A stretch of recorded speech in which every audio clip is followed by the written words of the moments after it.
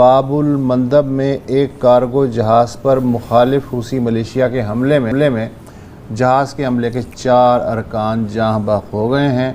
इनमें एक इंडोनेशियन और 3 पाकिस्तानी जहाज़रां शामिल हैं। जहाँ तक बाबुल मंदब की बात है तो बाबुल मंदब में अब जहाँ कशीदगी बढ़ती जा रही है और हौसियों के हमले बढ़ते जा रहे हैं, वहाँ पर अब पाकिस्तान नेवी जो है बहरिया वो अब जो है वहाँ पर ये खबर आ रही है कि वहाँ पहुँचे हैं। इत्तलात के मुताबिक हूसियों ने जहाज़ पे 3 मिज़ाइल फायर किए और जब यमनी हुकूमत की बहरिया ने जहाज़ की मदद की कोशिश की तो एक और मिज़ाइल दागा गया। ये आप समझते हैं कि ये लड़ेंगे जो अपने मुल्क में बलोच दहशतगर्दों को नहीं रोक सकते, तरीके तालिबान पाकिस्तान को नहीं रोक सकते। उसमें यह बताया गया कि अगर तीनों ममालिक में से एक मुल्क पर मुसल्लह हमला होता है तो फिर तीनों ममालिक जो हैं वो एक साथ उसका मुकाबला करेंगे। अच्छा, लोग कुछ सवाल पूछ रहे हैं कि क्या इसका मतलब है कि अब वो सऊदी तुर्की मक्का अकॉर्ड्स एक्टिवेट होंगे?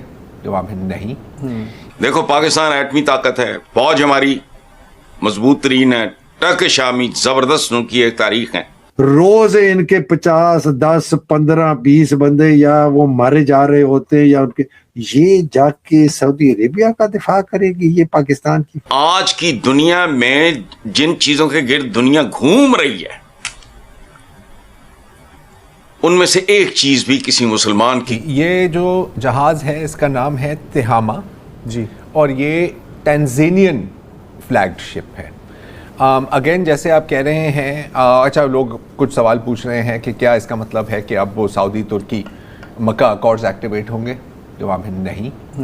क्या पाकिस्तान इसका रिएक्शन देगा? रिएक्शन यकीनन देगा। जय हिंद दोस्तों, हिंदुस्तान में स्वागत है। दोस्तों आपको बता दें कि जब से पाकिस्तान, टर्की और सऊदी ने शांति डिफेंस डील पैक्ट साइन किया है तब से कभी सऊदी पे हमला हो रहा है तो कभी पाकिस्तान पर हमला हो रहा है। ठीक है, बदले में पाकिस्तान और टर्की जो है हाथ पर हाथ धर के बैठे हुए हैं। ये लोग कुछ नहीं कर रहे हैं दोस्तों। फिर से 3 पाकिस्तानियों पर हमला किया गया है। लेकिन आपको बता दें कि पाकिस्तानी आर्मी खुद बिजी है अपने ही लोगों को मारने के लिए। बलूचिस्तान पर एयर स्ट्राइक कर रहा है पाकिस्तान, और पाकिस्तान को जो है टीटीपी और बीएलए जो है बढ़िया से धो रहे हैं इसको भी, और इनकी प्रक्रिया कुछ भी नहीं आ रही है दोस्तों। इतना सब होने के बाद भी अगर ये जो है ना सऊदी की मदद नहीं कर रहे हैं तो इन्हें शर्म से डूब मरना चाहिए दोस्तों। ये डिफेंस डील साइन करने से क्या फ़ायदा होगा देगा, क्योंकि हमारे 3 शहरी इस हमले में मारे गए हैं।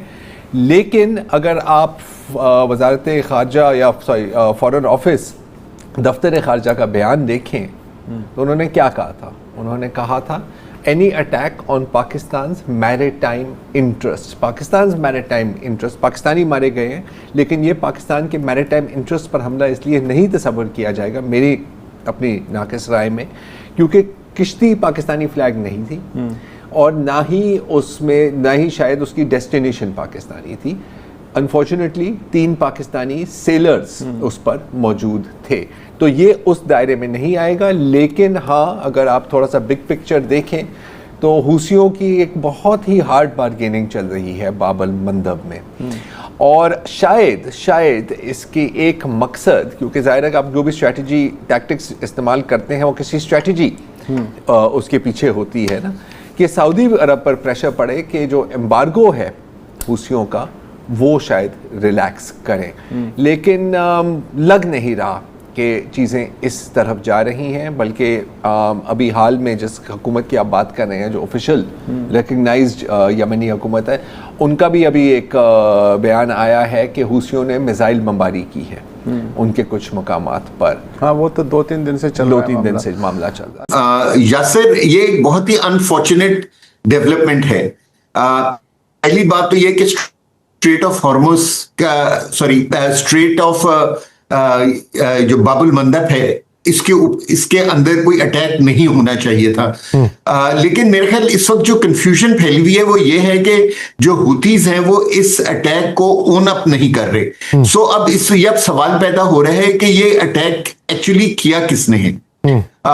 मेरे ख्याल में वो सारे ममालिक जो कि क्या कहते हैं इस इलाके के अंदर नहीं चाहते कि कोई सुकून हो या यहाँ के ममालिक एक दूसरे के साथ अच्छे तरीके से रहें, वो यहाँ के हालात जब भी बेहतरी की तरफ जाने लगते हैं तो उनको खराब करने की कोशिश करते हैं।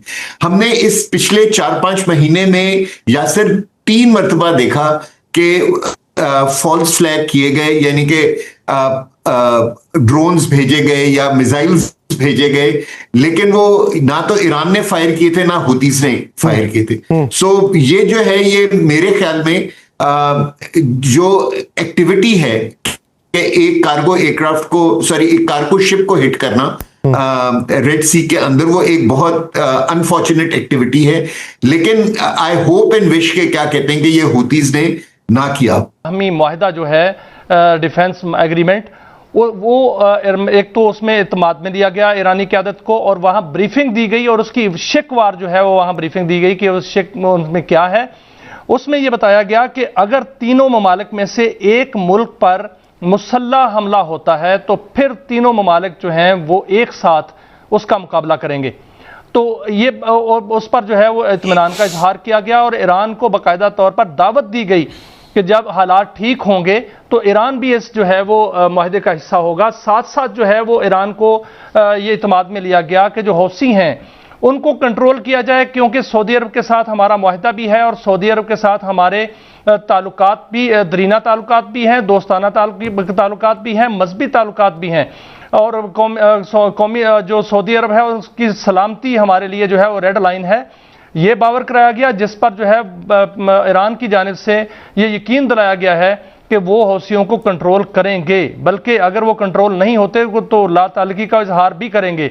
और जहाँ तक बाबुल मंदब की बात है तो बाबुल मंदब में अब जहाँ कशीदगी बढ़ती जा रही है और हौसियों के हमले बढ़ते जा रहे हैं, वहाँ पर अब पाकिस्तान नेवी जो है बहरिया वो अब जो है वहाँ पर ये खबर आ रही है कि वहाँ पहुँचे हैं।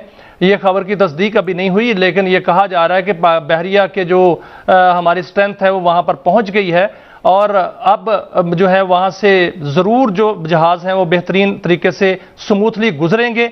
अगर कोई दोस्तों आपको बता दें कि ये डिफेंस डील हुआ था एक दूसरे की मदद करने के लिए, लेकिन डिफेंस डील का मदद करने के नाम पर जो डिफेंस डील हुआ है उसका कहीं दूर दूर तक कोई भी मदद का नहीं नज़र आ रहा है। दोस्तों आप लोग खुद देख सकते हैं पाकिस्तानी मीडिया तरह तरह की बातें बना रही है।